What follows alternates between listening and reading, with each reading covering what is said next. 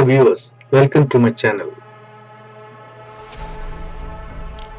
2018ல மும்பைல நடந்த ஒரு கொலை கேஸை பத்தி தான் இன்னைக்கு நம்ம பார்க்க போறோம். கீர்த்தி வியாஸ் அப்படின்னு சொல்லக்கூடிய 28 வயது இளம்பெண் காணாம போனதை பத்தி தான் இன்னைக்கு பார்க்க போறோம். அந்த மிஸ்ஸிங் கேஸ் எப்படி மர்டர் கேஸா மாறுச்சு, அவங்கள கொன்னது யார் அப்படின்னு தான் இதுல இந்த எபிசோட்ல நம்ம பார்க்க போறோம். இது ஒரு டாக்குமெண்ட்ரியா தயாரிச்சு உங்களுக்காக வழங்குகிறேன். இது கீர்த்தி வியாஸ் மர்டர் கேஸ். நீங்க பார்த்துட்டு இருக்கிறது பிளாக் ஹோலின் ட்ரூ கிரைம் ஸ்டோரி.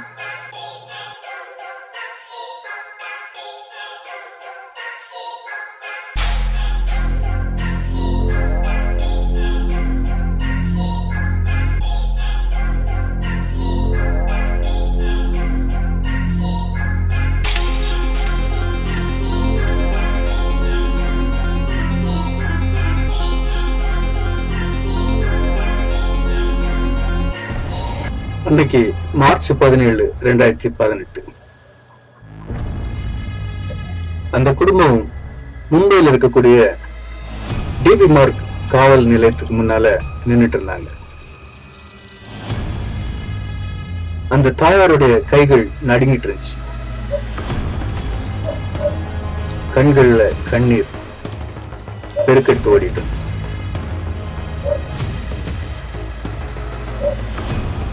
இந்த ஆணுடைய கைகள் நடுங்கிட்டு இருந்துச்சு. அவரால் நிக்க கூட முடியல. கண்கள் எல்லாம் கலங்கி இருந்துச்சு. ராத்திரி மட்டும் தூங்கல அப்படின்னு சொல்லி அவரை பார்க்கும்போது தெரிஞ்சு ரொம்ப டயர்ட்ல இருக்காரு. இந்த நிலைமையில தான் அந்த ஃபேமிலியை சேர்ந்த அனைவருமே இருந்தாங்க. ஒரு கேஸ ஃபைல் பண்றதுக்கு தான் அந்த இடத்துக்கு வந்திருந்தாங்க.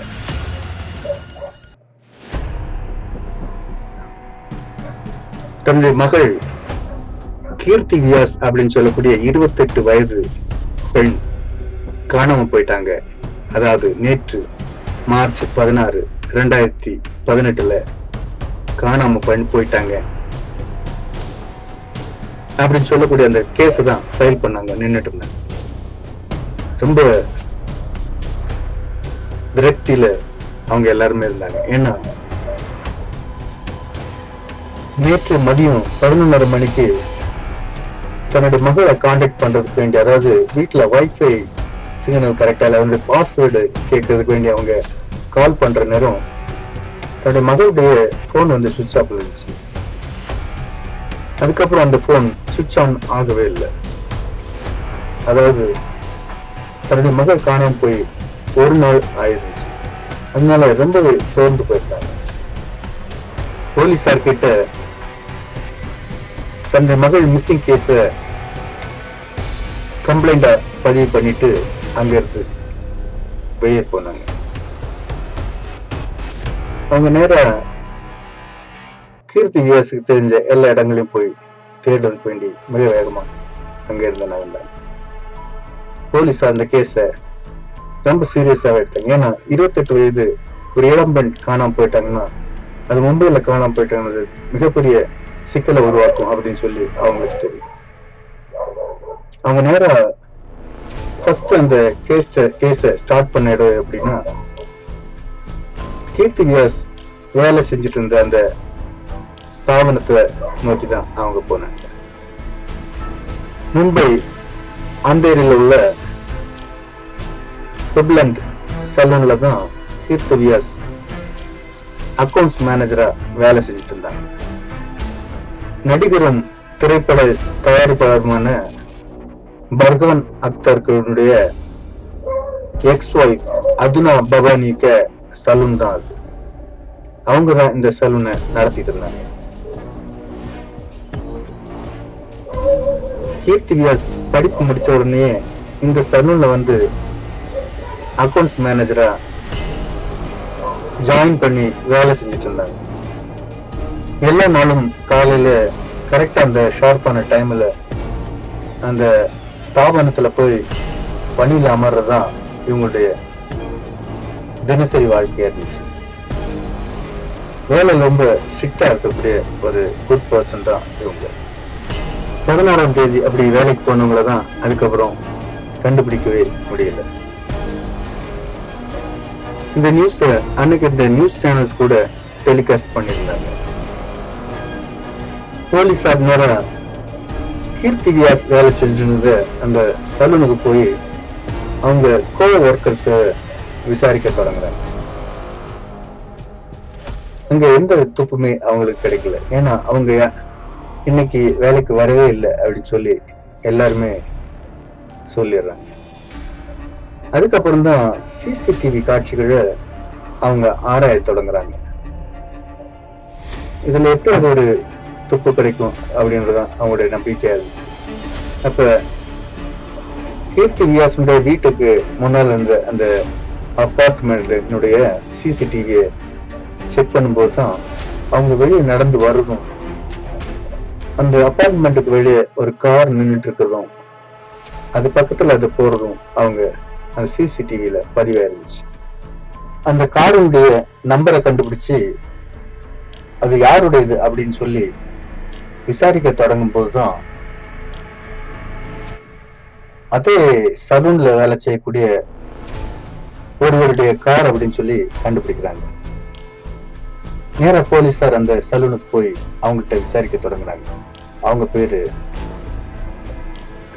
சித்தேஷ் தம்கன்கர், வயசு 28.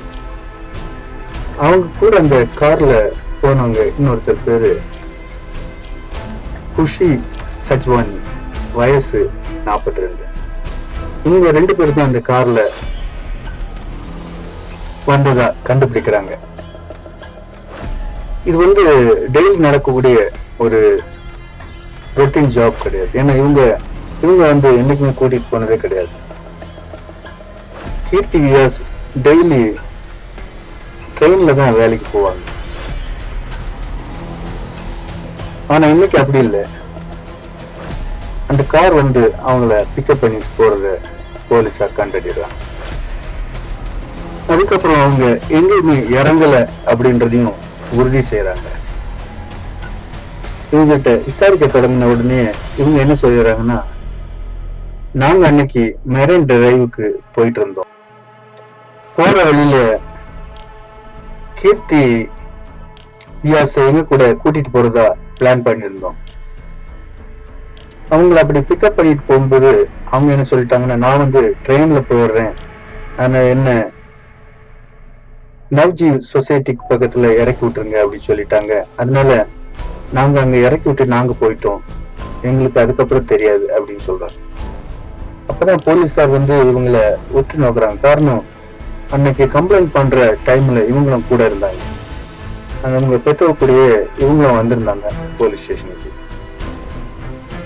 அவங்க பெற்றோருக்கு உதவுறதா சொல்லி கீர்த்தி வியாசனுடைய போட்டோவை ஃபேஸ்புக்ல கூட அப்லோட் பண்ணியிருந்தாங்க.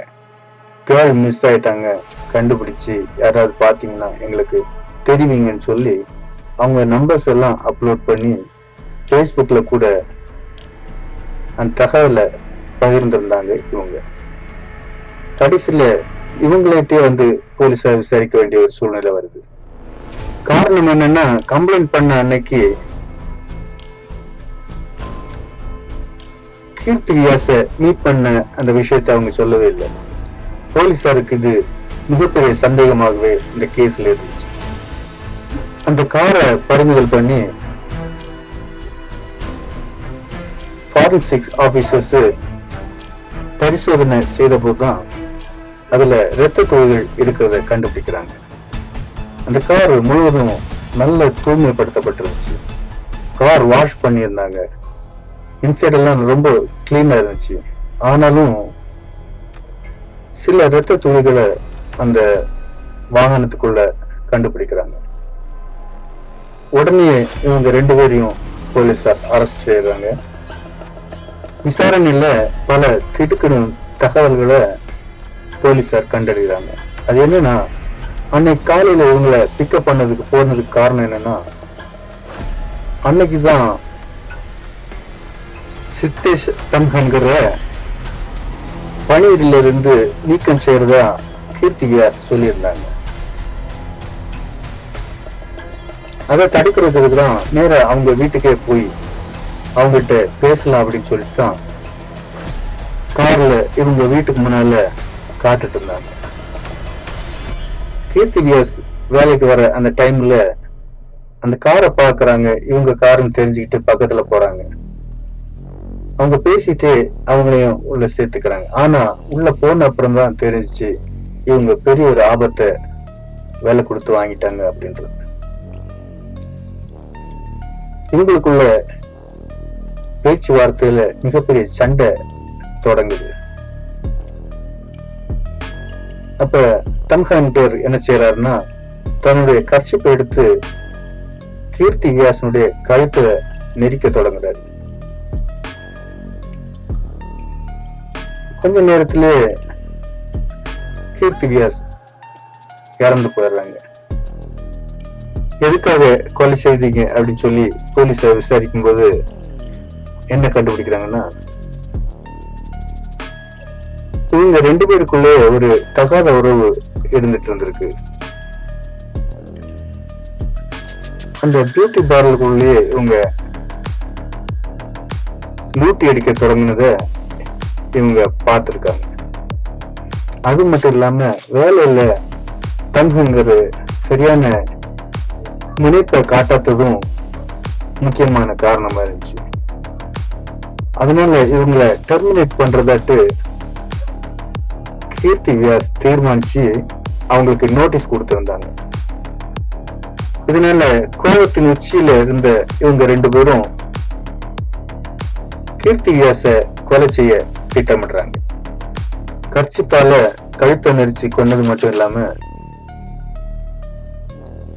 காருக்குள்ளே இவங்களை 3 துண்டுகளை வெட்டி கேரி பேக்ல அடைச்சு அதை எங்க எரியுறது அப்படின்னு சொல்லி தீர்மானிக்கிறது வரைக்கும் கார்லயே வச்சிருந்திருக்காங்க. அன்னைக்கு ராத்திரி 8:30 மணிக்கு மேல வாகனத்தை எடுத்துட்டு மஹுல் போர்டு ட்ரஸ்டுக்கு நேரா வண்டியை விடுறாங்க. அங்க பாடியை டிஸ்போஸ் பண்ணிட்டு 9:45 மணி வரைக்கும் அவங்க அங்க இருந்ததாட்டு போலீசார்ட்ட தெரிவிக்கிறாங்க. நேர போலீசார் அந்த ஸ்பாட்டுக்கு போய் அந்த உடல் வாகனங்களை சேகரிக்க முயற்சிக்கிறாங்க. ஆனா அது கிடைக்கவில்லை. காரணம் என்னன்னா, அந்த பகுதிகளில் சதுப்பு நிலம், அது மட்டும் இல்லாம உள்ள போய் அதை தேடி எடுக்கிறது வேற ரொம்ப பிரச்சனையா இருந்தது. அங்க நிறைய நரிகள் வாழ்றதா அங்கு வாழக்கூடிய மனிதர்கள் சொல்றாங்க. அந்த இடத்துல புதைக்கக்கூடிய மனித சடலங்களையே அந்த நரிகள் தோண்டி எடுத்து கொண்டு போய் தின்று விடும் அப்படின்னு சொல்றாங்க. அதனால வெளியே சும்மா வீசப்பட்ட இந்த உடல் சில நேரம் நரிகள் எடுத்துக்கொண்டு போயிருக்கலாம். அதனால திரும்ப கிடைக்கிறது கஷ்டம் அப்படின்னு சொல்லி போலீசார் கண்டறிறாங்க.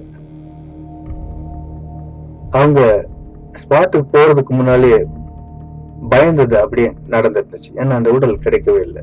Mumbai crime branch, which is still looking for the body of the 28-year-old Kirti Vyas, who was killed on the 16th of March. சக ஊழியராலேயே இளம்பெண் கொல்லப்பட்டது மும்பையை அதிர செய்தது.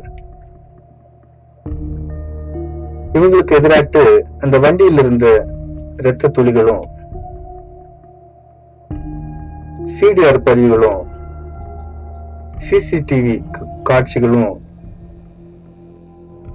சாட்சிகளா அமைஞ்சிருந்துச்சு.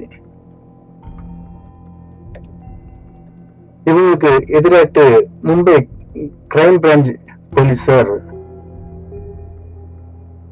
962 பேஜஸ்ல சார்ஜ் ஷீட் தயாரிச்சு இந்த கேஸ முன்னெடுத்து கொண்டு போயிட்டு இருந்தாங்க. IPC section 302 murder, 201 destruction of evidence, 362 punishment of kidnapping, 364 மற்றும் 341 and 34 அப்படின்னு சொல்லக்கூடிய பிரிவுகள்ல வழக்கு பதிவு செய்து சிறையில அடைக்கிறாங்க. தொழிலில் நேர்மையா இருந்ததுக்காக கொல்லப்பட்ட ஒரு இளம்பெண்ணினுடைய இந்த சோக பதிவு நம்மை எப்பவும் எச்சரிக்கை அடைய செய்யும் அப்படின்றதுல ஐயமில்லை. நம்முடைய மனதில் எழக்கூடிய சிறிய தவறான செயல் கூட நம்மளை குற்றவாளிகளாக மாற்றிவிடும். எந்த ஒரு செயலை செய்யும் முன்பும் எதிர்காலத்தில் அதனுடைய வினை எப்படிப்பட்டதாக இருக்கும் அப்படின்றத கண்டிப்பாக யோசிக்காம செய்யவே கூடாது. So the crime branch is suspecting that the body might be dumped here. Right now the search operation is going on and you can see the teams of crime branch. ஒரு நிமிடத்தில் எழக்கூடிய கோபம் ஒரு குடும்பத்தையே அழித்துவிடும். நம்முடைய கோபத்தை எப்பவுமே நம்முடைய கட்டுப்பாட்டில் வைத்திருப்பது மிகவும் அவசியமானது. நன்றி நண்பர்களே. இந்த மாதிரிப்பட்ட ட்ரூ கிரைம் ஸ்டோரிஸ், அப்புறம் கிரைம் ஸ்டோரிஸ் இதெல்லாம் நீங்க தெரிஞ்சுக்கணும்னா எங்க சேனலை லைக் பண்ணுங்க, ஷேர் பண்ணுங்க, கமெண்ட் பண்ணுங்க, சப்ஸ்கிரைப் பண்ணுங்க, பெல் பட்டனை தட்டி விட்டுருங்க. நன்றி, வணக்கம்.